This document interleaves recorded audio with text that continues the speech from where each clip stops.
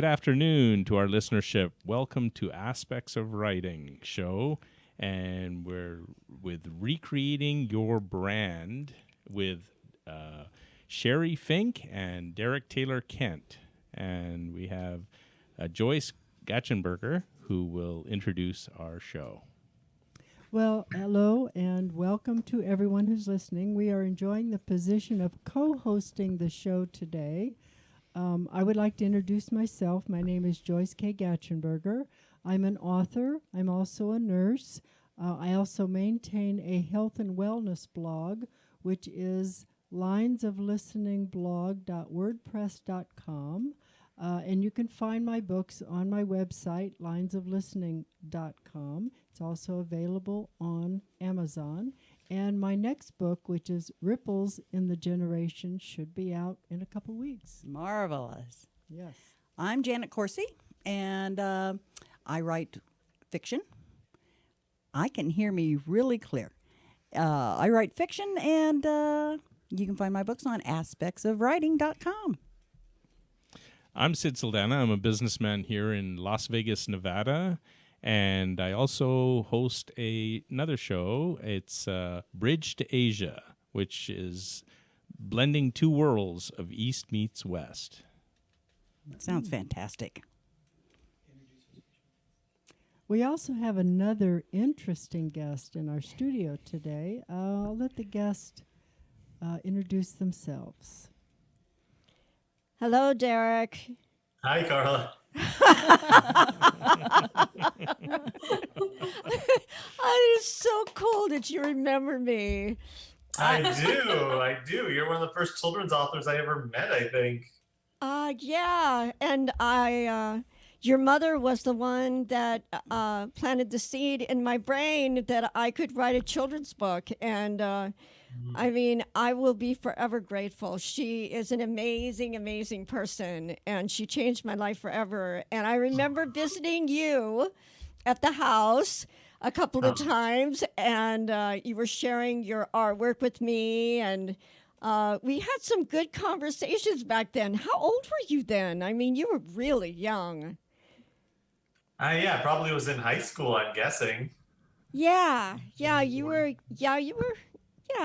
And I remember playing it with you and your sister. We played games in the house, and we had a good time too. So it is really good to see you again. And I just when I mean, this is what happened when I came here to be a guest. All of a sudden, you guys believe in serendipity, right? So here I am. I'm skipping down the hall. And I'm singing to myself, "Follow the yellow brick road." And this is that true was story. right on the wall. Wow. And I thought, oh my God. And then, when I told him about you and the fact that you were a writer and all of that, and he said that you had said you wanted to be on the show, and I said, please let me be on the show because I would love to connect with you again. So this is really a wonderful, serendipitous, magical moment for me right now. Well, super, great. Yeah, you just missed my mom. She was just here yesterday. Really? There we Oh go. my There gosh, we go. I would love, I heard from her on Facebook a few weeks ago, actually, where we connected again, but I would love to talk with her and see how she's doing. I mean, that would mean so much to me because I just adore your mother. She really did change my life. She really, really opened my world. Okay, well, thank you, Carla. It's good to have you on as a guest, and it's like kind of old times week here. Yeah. Well, before we begin our conversation and we introduce everyone and get some background, we're going to read a few quotes about recreating your brand and branding in general. Sid, would you like to start? Sure. Every great brand is like a great story. Kevin Platt. Children are natural Zen masters. Their world is brand new in each and every moment. John Bradshaw. When you think of a brand, you should immediately understand it from the advertising attitude, from the words and the visuals. That's from George Lois. No one is going to understand your brand better than you. Alexander Wang. I take my brand very seriously. Steve Harvey. I bet. As a brand marketer, I am a big believer in branding the customer experience, not just selling the service. John Shuley. Mm-hmm. Interesting quotes, especially for today's subject. Yes. Our guests today are what I would call a dynamic duo. Certainly, they are the founders of the whimsical world, Sheri Fink and Derek Taylor Kent. And Janet, I'll let you start with the introductions for Sheri. Well, I'd love to. Sheri is an inspirational keep going. speaker, a #1 best-selling, award-winning author, and the creator of Whimsical World of Sheri Fink inspirational brand. She creates books, products, experiences that inspire seeds of self-esteem. Her children's books are bestsellers. Sheri has expanded her brand with books, live experiences, beauty items, and music designed to create magical experiences. She released her book called Miss Bliss Book, which is a daily journal designed to help people achieve their dreams. I need this book. In 2013, CBS Los Angeles selected Sheri as one of the 3 authors in their local area. Her books are the best. Her books have been honored with several awards, including 3 gold medals in the Reader's Favorite International Book Award. She is the recipient of Gold Mom's Choice Award for the best in family entertainment. That is an outstanding achievement.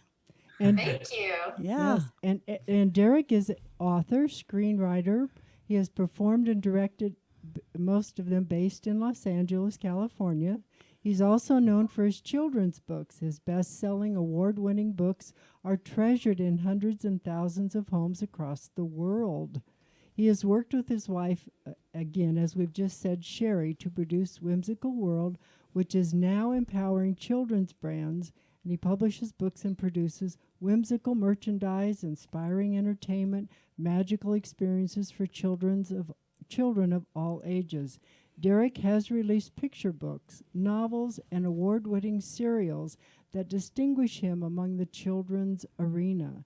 His screenplays, musical, and songwriting talents are award-winning.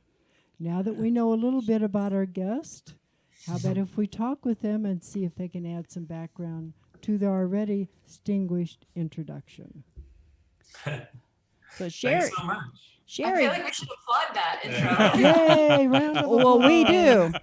do. We do applaud it. Yeah. So Standing ovation. Yay, Sheri. Yay, And Derek. Awesome. I'm so pleased for both of you. Yeah. So Sheri, give us a little more about your background and how the 2 of you got together. Okay, sure. Well, when I was growing up in rural Virginia, I was a little girl with big, huge dreams in a tiny, tiny town. And I wanted to be a writer, a mother, a teacher, a princess, and a mermaid. Ah. And I've achieved most of those goals, and maybe not the ones most people would assume. And I actually loved writing when I was a kid. I was writing all the time and creating new little businesses and trying to do all kinds of things to help my family and to just have fun. And this was fun for me, like doing entrepreneurial things. And then, I'm so sorry, our dog is in the room and he's very distracting. Can you please take him? The dog's always welcome to come onto the show. There you go. Right. Just You sit could here, even- that There would we be great. go. There we go. Make it a Very real sweet. show. What a sweet. Wants to be a part of the show. He always wants. So anyway, long story short, I ended up going into the corporate world, was there for over 12 years. And once I had climbed the ladder, I got to the top and realized that it had been against the wrong wall. And maybe you guys can relate, where you've invested Yes.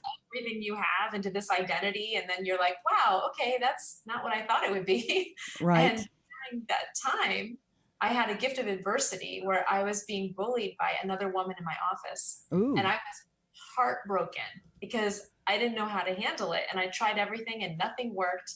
And one day I was driving to work and I was just like, I was basically like, help me. I will do anything except run away.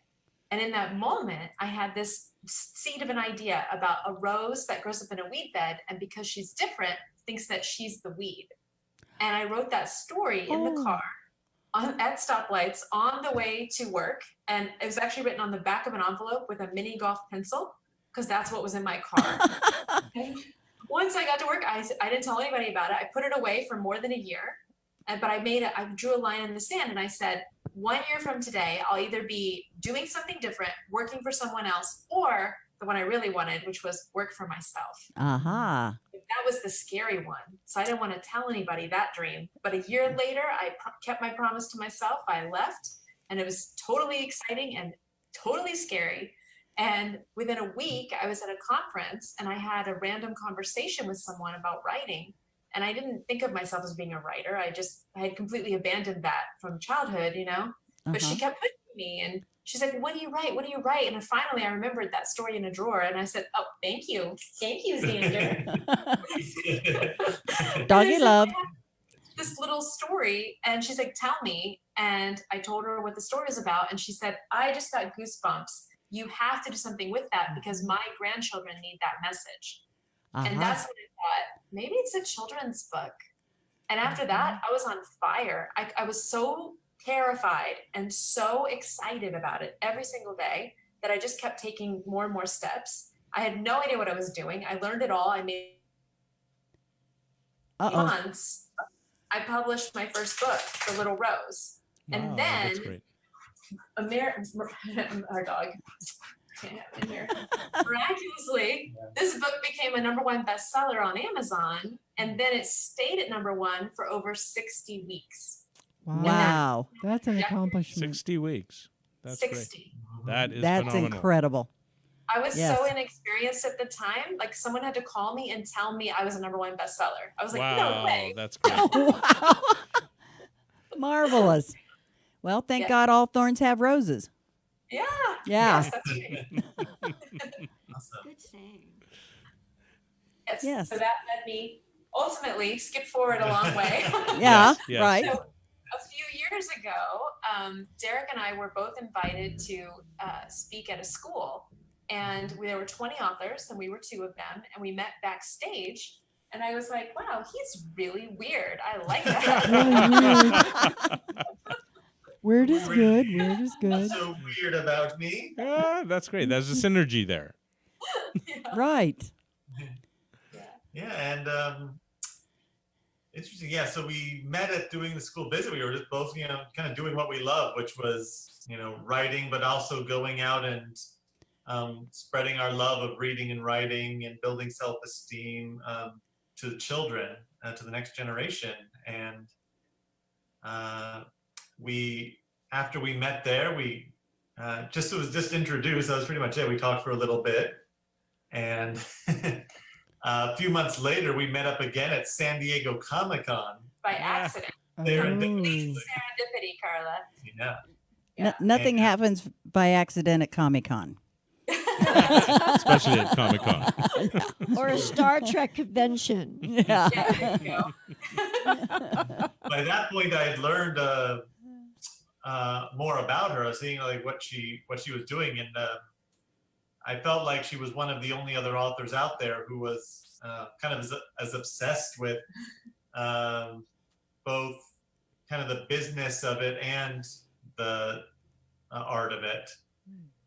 That's kind of like what I was, and so we got to talk at San Diego Comic-Con about, I was just so impressed with her and everything she was doing and how she was doing it, and how she was branding herself, especially. That's what we were talking about. Speaking of our subject today, was the considered, and I realized she was also like the best children's book author at branding her and creating a brand that children would love and flock to.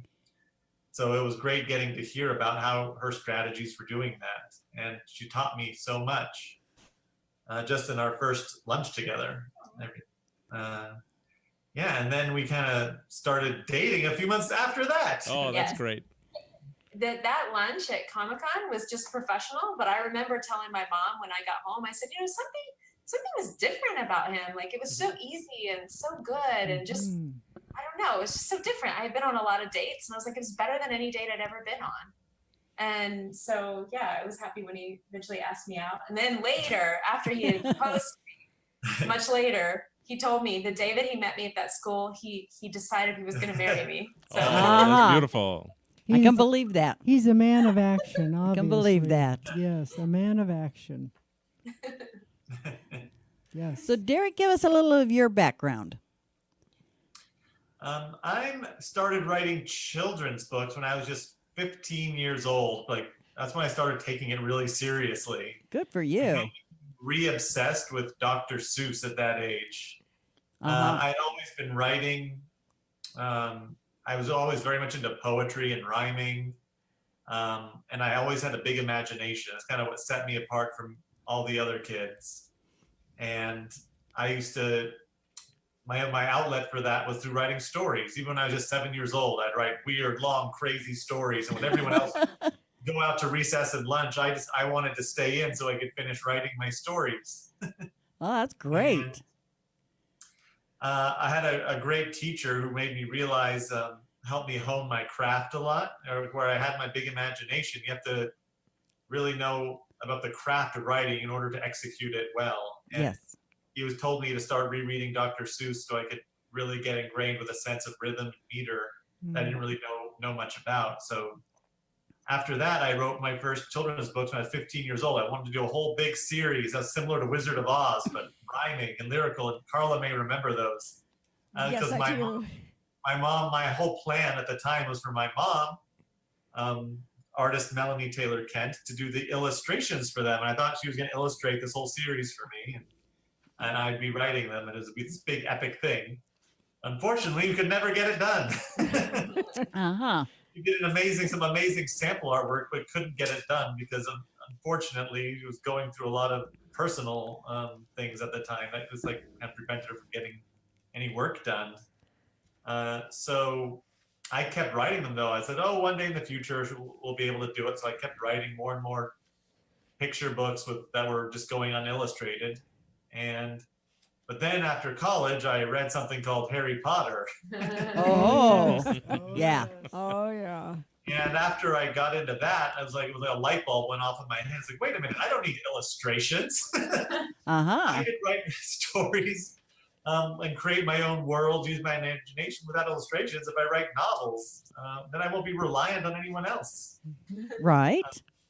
So I did that, and that took years, probably a couple of years for me to finish my first one because I had a whole lot of other busyness with life and everything else I was doing. But I finally decided I took time off and decided I'm going to dedicate like a month or two to focus on nothing but that. That's gonna be like my full-time job was to get this book out that I had finished. That was very similar to Harry Potter. And that book ended up getting me my first agent. And from there, we sent it out to all the publishers. Everyone passed. But one publisher liked it enough that they thought there was potential with it if it was kind of lighter and funnier. And they really liked the title of it, which was Scary School. Uh-huh. Uh-huh. So I had that bite, and I was just like, okay, I have like some kind of bite, something to work with. So I just like shut myself in, and just for the next month, I finished a brand new book in less than a month that was using kind of the same title, but a lighter and funnier tone. And so we sent that one back out like right after that, and it was like, perfect, that's exactly what we were looking for. And I got a 3-book deal with HarperCollins. Wow, for fabulous. Fantastic. Scary That's School. great. And my other book I ended up publishing myself, which was now called Rudy and the Beast. My homework ate my dog. Oh my God. That sounds great. Well, Derek, Yeah. Derek, can I ask you a question about your books? Do you do the actual writing and the illustration, or do you work with someone else, or do you and your wife work together? How does that work for you on your books and your series and your novels? We don't do the illustrations. We hire artists for Whimsical World books. Sometimes if my books were through a publisher, they find the artists for me. I have absolutely no say in the matter. Oh, Yeah. Yeah. But it's great because we get to find the artists that work best for our different stories, and we get to have a lot of creative control through that process that I didn't have with Scary School and some of the other books, even though they came out amazing. It's amazing also just being the true creators and having total creative control over every step of the process and being writers as well as art directors, Yes. you know? That's fun. You know, another guest that we had on recently said the same thing about when you're self-publishing, you have the creative artistry that you want. And as an author, and I see here that you're a screenwriter and a performer, I would imagine that's one of the most important things when you want to show your work and create your work and display it. Yeah, I loved that. Like, I didn't really know much about it until I met Sheri and saw how she runs her business and how she works with her artists. I'd never really done that before. As my first picture book I did was Simon in the Solar System. My first picture book that came out, which I did self-publish. Nice. It's kind of like Dr. Seuss in outer space. I actually wrote it in college. And for my astronomy class for extra credit. And ended up becoming a book. And so that was the first time I really got to, I guess, work with an artist and who could, really work on a timeline and get it done the way I liked it. So I think that I find it very fulfilling because it's, it really is all up to your own creativity and imagination for how it comes out.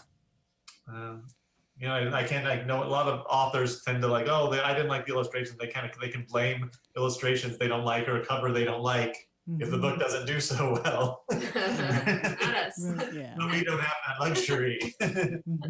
So what I find really interesting is both of you have gone through your career, say as you, Derek, saying from the age of 15. There are a lot of students or a lot of kids in, say, high school, college, who feel they have the inspiration to write a book, but they don't want to take that first step because they're not encouraged enough. But when I see both of you, I find an inspiration of light saying, you know what? You have to get your thoughts on paper. You have to get out there. Don't be shy. Don't feel introverted. Because there are many students who through the whole process of bullying or maybe they just don't have the confidence in themselves to move forward. But I look at both of you, and you took that step. Well, yeah, and we weren't ultra confident from the beginning. I was terrified every day. Like my first book, if you have a story and you're nervous about getting it out, I say everything good in my life today came from having the courage of pulling this story out of the drawer and sharing it with the world. And that is not an understatement. It has completely changed my life. It has enabled me to have difficult conversations with people, not just children, but also grownups about things that are going on in their lives. And to be able to feel like the pain that I persisted through is being alchemized into light to help others in their journey. Yes. And that is immeasurable. So true. All the fear that I felt, it has nothing, it means nothing compared to the joy that I have getting and the fulfillment of getting to share these messages with the world. Thank you. And you said something very interesting early on. You said you were given the gift of adversity. Yes. Can you explain that? Oh, yes. So I was comfortable. I had a good job. I from where I grew up to where I was, I was more successful than anyone I had ever known. And that's not to brag. It's just my measure at the time was the big job title and the money and the travel and, the perks and feeling important, right? Mm-hmm. But it was very hollow for me. It was something that it just didn't, I was very good at it and rewarded, but I didn't fit there. I've always been a pink and sparkly unicorn kind of girl. And I was morphing into this corporate robot, get it done girl, which is fine, except it wasn't in alignment with who I am. And I think all good things come from being in complete authenticity. And I think you discover it by taking a risk and taking a risk and taking a risk. And it's just, yeah, it's iterative, the whole process. You have to step forward. And I always say, like, every day as an entrepreneur, you jump off the cliff and Right. you hope that a bridge will form, you'll land on something soft, you'll catch a branch on the way down, or you'll form wings, or an angel will catch you. Something will happen. But unless you take that leap, nothing happens. That's right. That's right. Now, one of the things that Carla said on her last show with us that I was on was how she loved to read to the kids. Do you go out and read to children? Yes. About at least probably 3 or 4 days a week. Yes. Oh, that's Fabulous. Isn't that great? That is Last fabulous. We read to and spoke to over 35,000 people. wow. Wow. That That's includes great. adults and students, but yeah, it was enormous. Yeah. Yeah, school visits are a big part of our mission. That's how we get the word out there. Our message of my books a lot of time focus on STEM concepts, like talking about educational concepts with them, science, technology, engineering, math, and how we can make that fun through stories. And Sheri is focused more on social emotional learning in her books. So we kind of bring that together. We can offer schools just about any type of program they need for their kids, whether it's an anti-bullying, the importance of reading and writing, being brave, Yeah. and learning, or the just kind of like how to have fun with science. Yeah. Oh, and back to the adversity. So sorry, I just I just remembered That's that. okay. Your So- sanguine is okay. With the adversity, so I don't think I ever would have come out of my head, because that's where I lived, right? By schedules, by deadlines, by keeping commitments to clients, by like being the get it done girl. That's where I was. If this hadn't happened, I don't think I would have dropped down into my heart and really evolved into the person that I was meant to become. I think Yeah. that's why I consider it to be a gift, because some people would look at that and they would shut down, and it was tempting.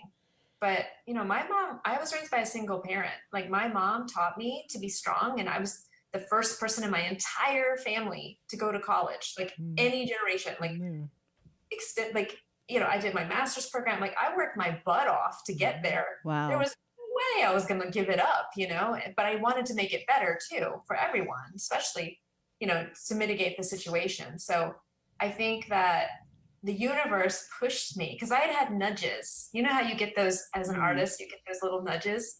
And if you ignore them, the universe starts shoving you around. I think that's what was happening to me. Yep. It's like, Right. That's exactly what happens.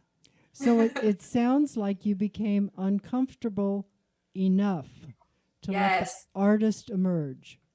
yes. Mhm. I was willing to take the risk. Now, I was very smart about the way I did it, though, because I think as artists, we have this, like, at least I had this fantasy that you would just quit your job and go do something, you know, and it would magically work out. But Yeah. being like, you know, kind of business smart from the corporate world, I realized, like, okay, there's no guarantee of anything. I can work my butt off and I don't know what I'm doing. So I could run out of steam or run out of money, or, you know, there could be other problems that could shorten this journey. So I decided instead that the day that I wrote that story, I decided a year later I would be doing something different. So I took that entire year, I saved as much of my income as I could. I was putting feelers out there into the industry. I was, you know, doing everything that I could to position myself for whatever that would be, even though I didn't know it would be doing books. I had no idea how to relate it to that story at all. So, so it was really exciting to see what unfolded. So you're Yeah. saying that you did this rebranding of your artistic talent before you met Derek. Yes, I did not think of myself as an author or an artist for a very long time. I didn't even think of myself as a speaker, even though I spoke at company events and things like that. Like, I was so nervous, like, speaking to kids, because kids are unique. They can tell if you are telling the truth or not. They can tell if you're phony. They can tell if you're scared, you know, and it's okay to be scared, but you can acknowledge it and go for it. And I'd always been the kind of person, like, maybe you guys can relate. I think a lot of artists are like this, where animals and babies just follow you.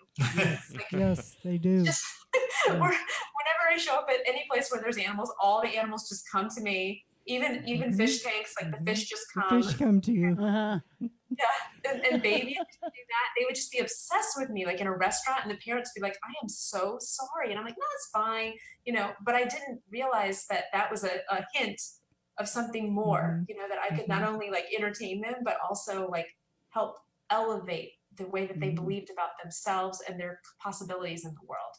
So it's just been a really, really invigorating 8 years. Wow. And it sounds like Derek and you fit well together because you complement each other.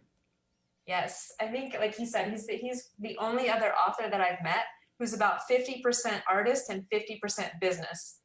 And that's the right combination for me, running this business, because you can't be too heavy on one side. You might have sometimes where you're focused on writing, but you can't let the business just completely slip. It's such an important piece of it. So, and he also works very, very hard.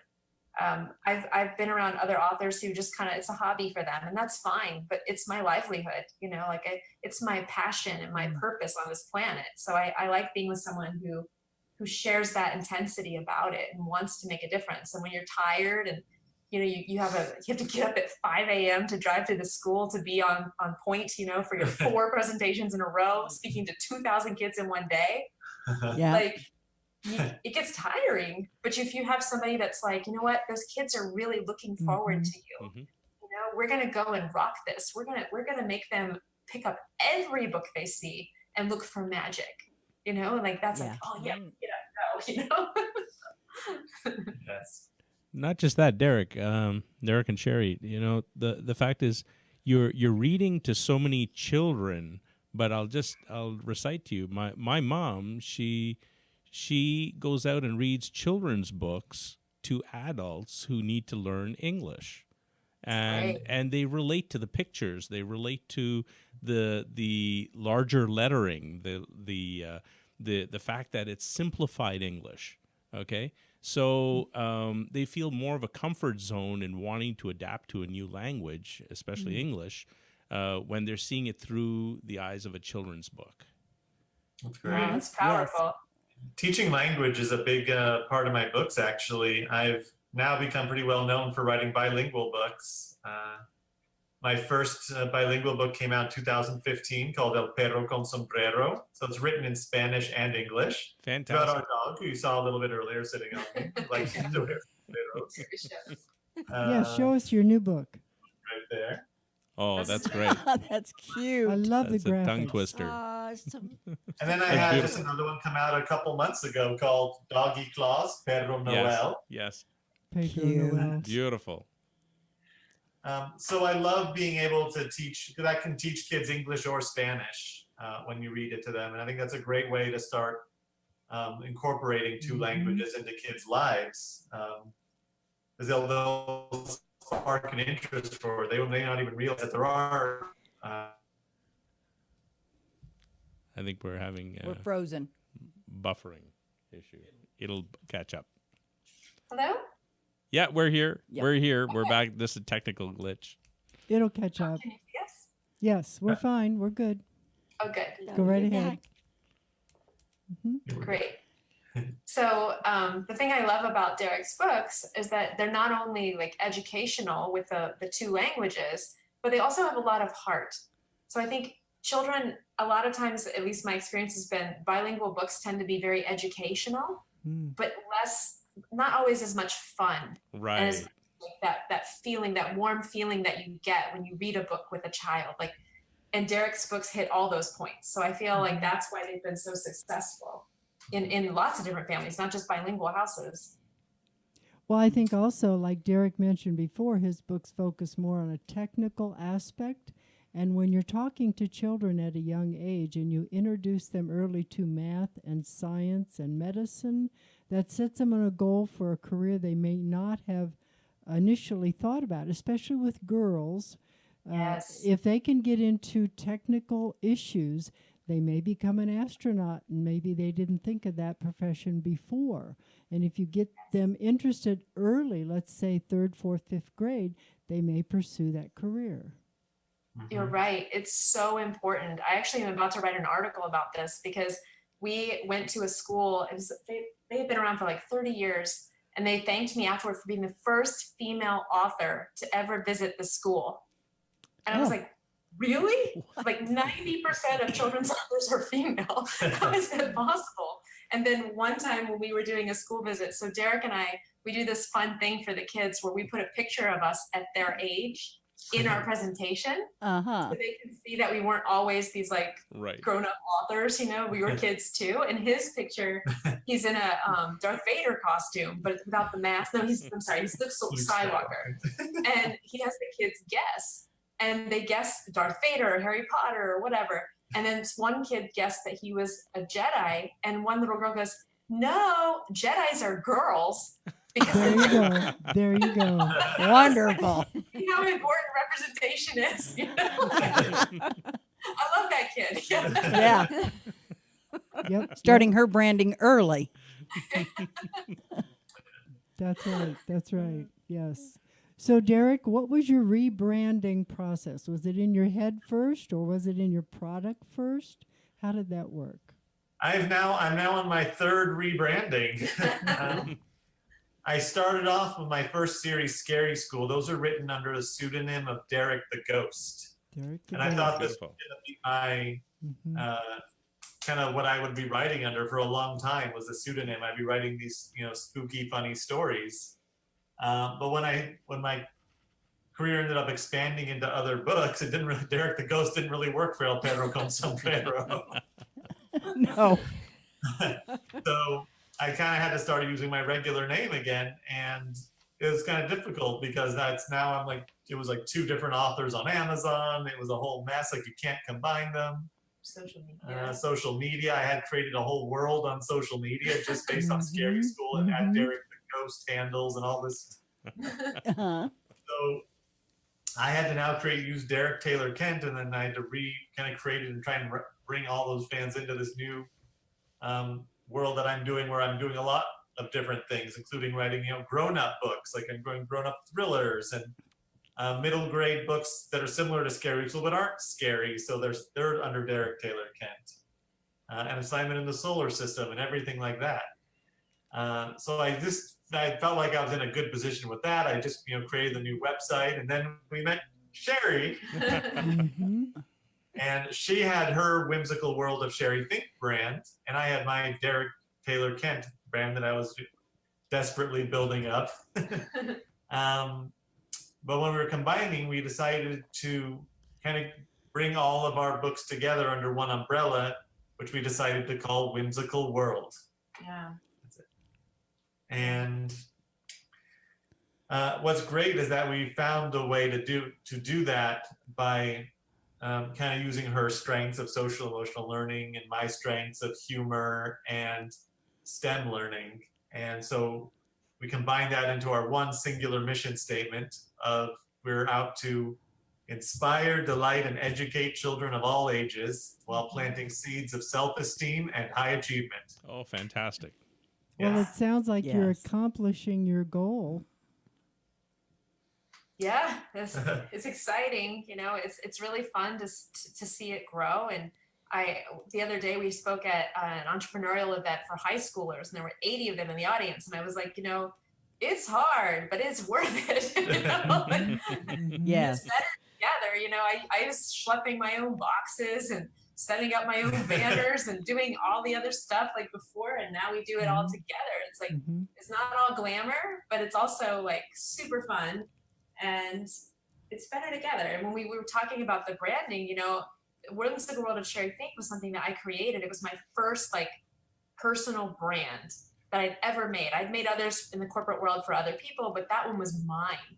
And I'm just like, oh my gosh, like, what am I going to do? Like, my fans know me for a certain thing, and I know they're going to love Derek's too, but it didn't fit anymore. Like the brand, we outgrew the name. So we expanded the mission, and we came up with a brand new logo, which I love. It's got a mermaid tail and a spaceship on it, which is just like perfect for us. Yeah. And they totally get it. Like they are totally on board. They're excited, you know, and we have everything we do aligns with that mission. So when we have live experiences, we do a lot of events at Comic-Cons and writers festivals and all kinds of cool events. and including our own. We've done our own branded events, a couple Whimsical World ones so far, and those are super fun. I don't know if you want to say something about that unicorn party that we did. It was an eye opener for us, definitely.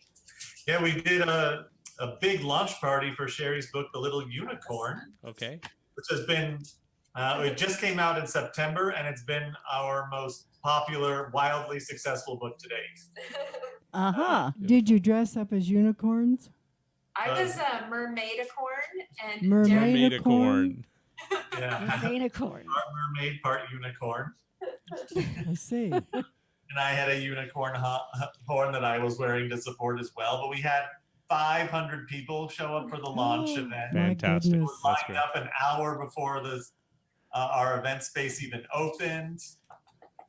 It was in a mall in the South Bay, called the South Bay Galleria. And it was, we did story times, and we had gift bags, a bubble show. face painter. Paint. Fantastic. Just everything magical.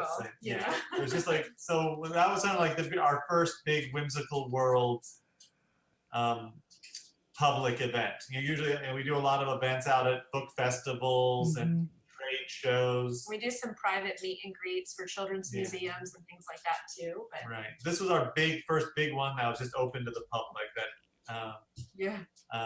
was specifically for us, and not just we were just a part of everything else going on. We expected about 100 people, and then when the RSVPs started coming in, we had like 200 in the first 2 weeks. And I was like, oh man, we're gonna need more unicorn cupcakes. Yeah. It's a good problem to have. You know? When the kids were in line, it's a big deal for little kids to wait in line. Oh, yes. They were snaked around the mall, lined up, and mall security had to come and get involved because I peeked around the corner to see them, and he's gonna let our dog out of the room. So I peeked around the corner just to see them, and the kids were like this. Like this. You were celebrities. That's success. That's true success. Wonderful. Jack. Was the dog dressed as a unicorn too? He did not get to come to that party. For Halloween, he did. He did dress as a unicorn for Halloween. If you check out our Instagram, you'll see him on there. He made it about half a block, and then he refused to move again.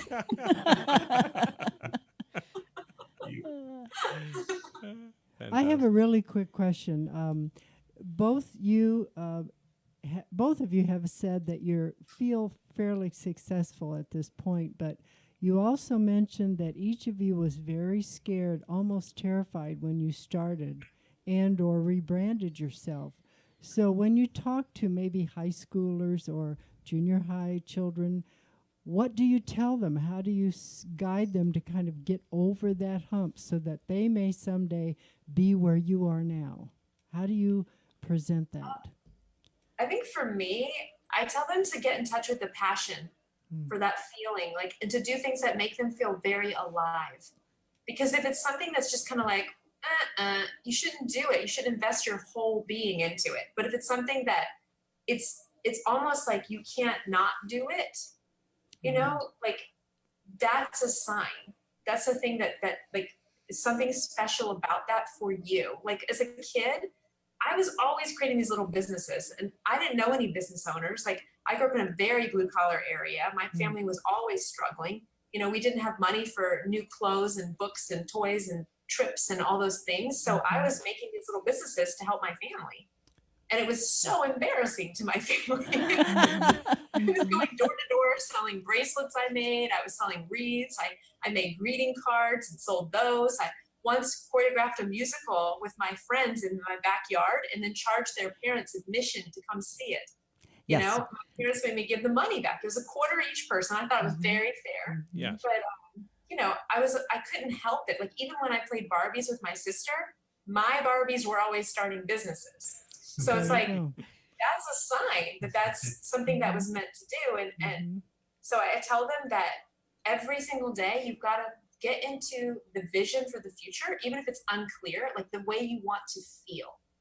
And then what happens is, at least for me, the fear, which feels enormous, gets dwarfed by the flame of that passion. And even if you don't know exactly what to do or where to go, if you're open and you're moving in the right direction, you'll get little course corrections. It's kind of like GPS. If you stand Good still, analogy. it's not going to direct you anywhere. But if you start moving, it'll at least tell you, make a U-turn, as mine constantly tells me. Yeah. I kind of was lucky enough to grow up in a household where I had an amazing example of, artists doing well and running their own business. Like I grew up and got to actually witness my mom go from being an art teacher at LA Unified to one of the most successful artists in the entire world. So I always felt like I had a great example, and she was also very encouraging. So I had an example of how one could actually succeed in the art world with your talents, and who encouraged me to do the same.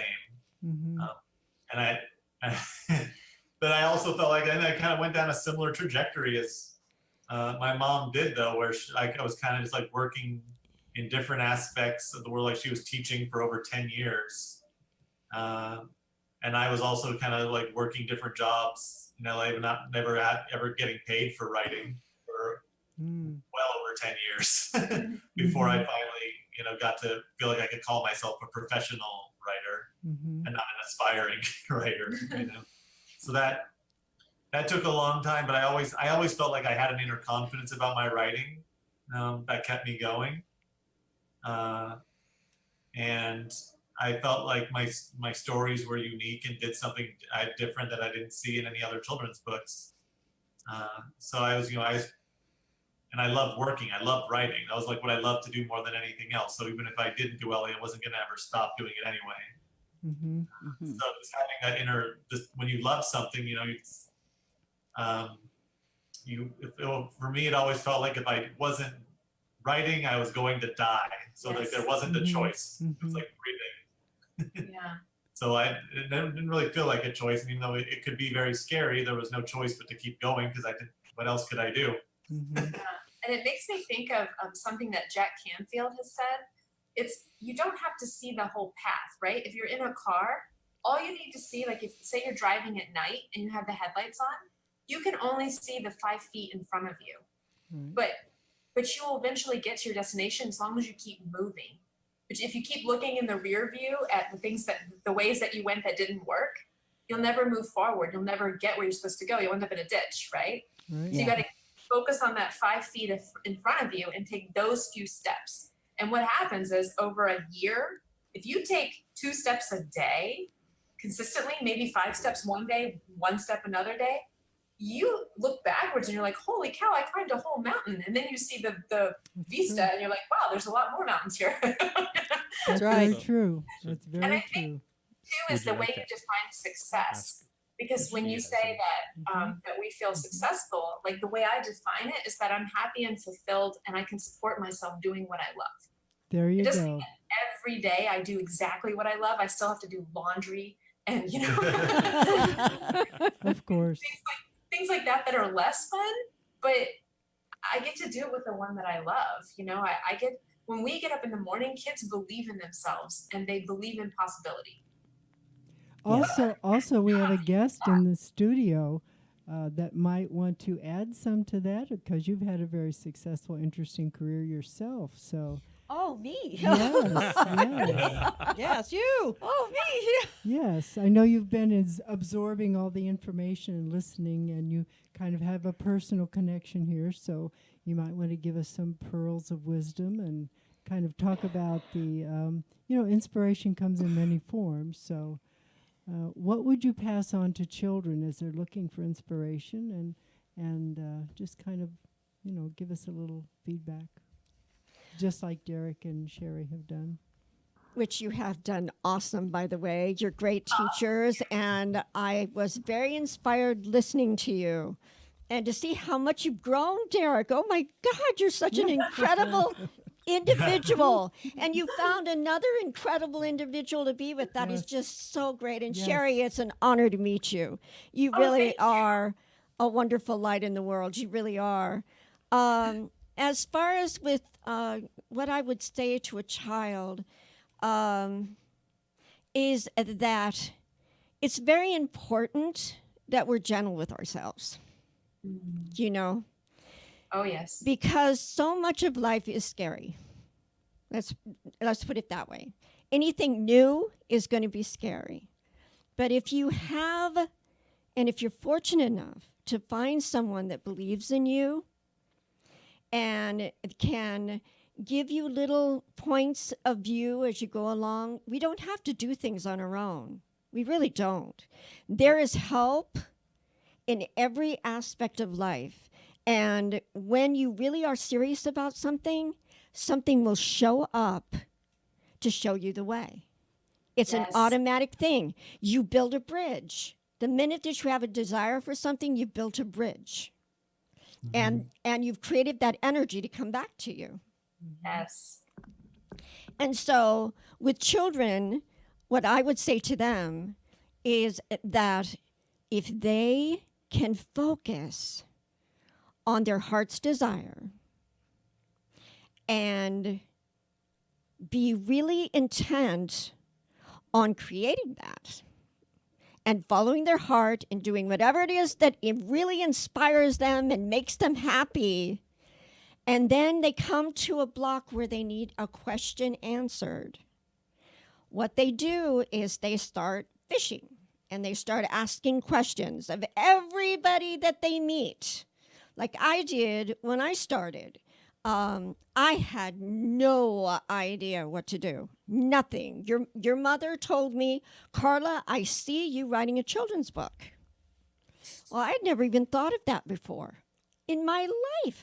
I had always been writing my whole life, but she had kind of like this intuitive experience between the two of us. And it was like, she said, I love your philosophy of life and you should write about it. And then she planted the seed about writing about feelings. And then I went home and I thought, you know what? I'm going to write about feelings the way I want to express that. And so I went online. There was nothing online back then, by the way. And Carla, I don't want to interrupt you, but I'm going to, because I don't think our listening public heard an introduction about who you are. So I don't want to be amiss, and I want you to kind of give them a formal introduction. I'm sorry, that was my No. as they say. That's okay. That's okay. My name is Carla Masterson. I am a children's book author, as you are. I have had published 2 books, and one is called What's on the Other Side of the Rainbow, The Secret of the Golden Mirror, and the other one is called The Dream Puppy. And my first book, it introduces children and adults to what their feelings are for. And I created this marvelous being by the name of Mr. Positively, the Rainbow Cloud.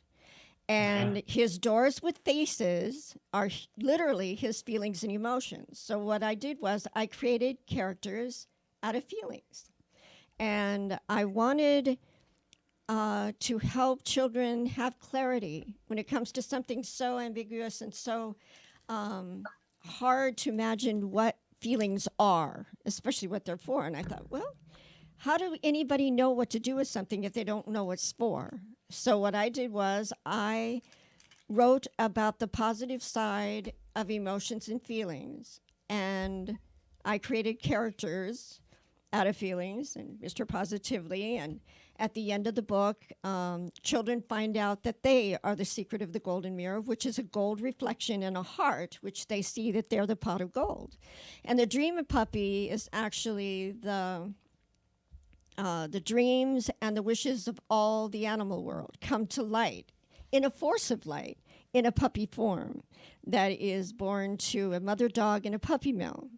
And through the process of the dream puppy takes them through their dreams, and they learn that there is beauty in the universe, and he teaches them that, and then they come back and everything is done for them at the end of the book, and you have to see it to believe it. There Anyway, you go. There Well, you go. so that was wonderful.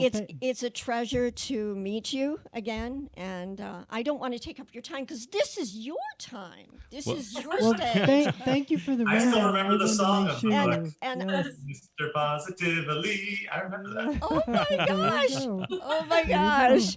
Well, anyway, I've done over 300 book signings now, and my book has been given to the nominees of the Oscars, the Emmys, the CMA Awards, the Teen Choice Awards, and I've literally, like you have, read my book to thousands of children and adults, and it is a wonderful adventure. Thank you very much. Okay, thank well, you. I'd like to thank everybody here on the show, and especially both of you for being part of the whole panel and being part of the show. We're down to the last 5 minutes of the show, There you go. Went quick. and we'd ask Joyce to Absolutely. please wrap it up. Yes, Sheri and Derek, where can we find out more about your works and your books? Oh, well, you can find us at our website at whimsicalworldbooks.com. And of course, we're on social media as Whimsical World Books. And you can also find us find me on Instagram and Twitter at Sheri_Fink. And I'm at Derek Taylor Kent on Instagram and Twitter. And we are also on Facebook. I think it's at Whimsical World Books on Facebook as well. yeah, Okay, thank and of you. course Amazon, Of all course, the places Amazon, you can buy yes. Okay, super. But on our website, we do signed and personalized books for everyone. That's the special thing Yeah. of ordering through our website is you can order one signed and personalized to the special person in your life. Okay. Oh, that's fabulous. And Jan, where can we find your book? JanetCorsey.com or aspectsofwriting.com. And how about your books, Carla? Well, you can find out all about me on my website. It's harmonysoup.com. And of course, my books are on Amazon as well, on Kindle. So Okay. Wonderful. And you can find mine at linesoflistening.com. And Sid? And as my show develops, Bridge to Asia, I will enlighten the listening public as to where to get a hold of me and listen to further shows. Super. And as always, the most competent author and radio show talk host, James Kelly, on Yes, Aspects James of Writing. Absolutely. And to find links to our guest website, please visit aspectsofwriting.com. There you will find the video of our past shows on YouTube and the archived videos. You will also find links to our syndicated show on iHeartRadio, iTunes, AMFM247.com, Roku TV, YouTube, and our 14 terrestrial stations. We're now streaming on Amazon under the AM/FM 24/7 network. We archive all of our shows on the Aspects of Writing website. Just go to aspectsofwriting.com.